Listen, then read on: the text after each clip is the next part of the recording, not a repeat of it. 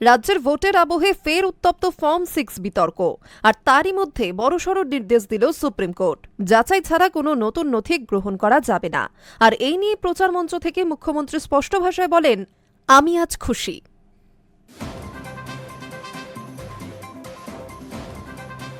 রাজ্যে ভোটের আবহে ফের উত্তপ্ত ফর্ম 6 বিতর্ককে ঘিরে, আর তার মধ্যেই বড়সড় নির্দেশ দিল সুপ্রিম কোর্ট। যাচাই ছাড়া কোনো নথি গ্রহণ করা যাবে না। আর এই নিয়ে প্রচার মঞ্চ থেকে মুখ্যমন্ত্রী স্পষ্ট ভাষায় বলেন, আজ আমি খুশি। এই নির্দেশকে ঘিরে রাজনৈতিক মহলে জোর চর্চা শুরু হয়েছে। বিশেষ করে শাসক দল তৃণমূল কংগ্রেসের শীর্ষ নেতৃত্ব এই রায়ে সন্তোষ প্রকাশ করেছে। সুপ্রিম কোর্ট ভালো রায় দিয়েছে। পদ্মফুলের বস্তা দিয়ে ফর্ম 6 জমা করে বাইরে নাম ঢোকানোর চেষ্টা হচ্ছিল, সেটা আদালত থামিয়ে দিয়েছে। রাজ্যে আসন্ন নির্বাচনকে সামনে রেখে ফর্ম 6 নিয়ে নতুন করে বিতর্ক নয়, তবে সম্প্রতি সময়ে তা চরমে উঠেছিল।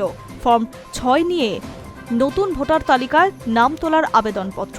বিরোধীদের অভিযোগ, এই ফর্ম ব্যবহার করে বাইরের রাজ্যের ভোটারদের বাংলার তালিকায় অন্তর্ভুক্ত করার চেষ্টা চলছিল। তৃণমূলের সর্বভারতীয় সাধারণ সম্পাদক অভিষেক বন্দ্যোপাধ্যায় দাবি করছিল, বিহার ও উত্তরপ্রদেশের ভোটারদের নাম ঢোকানোর জন্য পরিকল্পিতভাবে বিপুল সংখ্যক ফর্ম জমা দেওয়া হচ্ছে। এমনকি বস্তা ভরে ফর্ম জমা দেওয়ার অভিযোগও তোলেন তিনি। এই অভিযোগকে কেন্দ্র করে নির্বাচন কমিশনের ভূমিকা নিয়ে প্রশ্ন উঠেছিল, যদিও কমিশনের তরফে জানানো হয়েছে ফর্ম 6 জমা দেওয়ার একটি চলমান প্রক্রিয়া এবং আইন অনুযায়ী যে কেউ নির্দিষ্ট সময়ের মধ্যে আবেদন করতে পারে। প্রতিটি আবেদন যাচাই করে চূড়ান্ত সিদ্ধান্ত নেওয়া হবে বলে কমিশনের দাবি। তবে বিষয়টি আদালতের গড়াতেই স্পষ্ট অবস্থান নিয়েছে সুপ্রিম কোর্ট।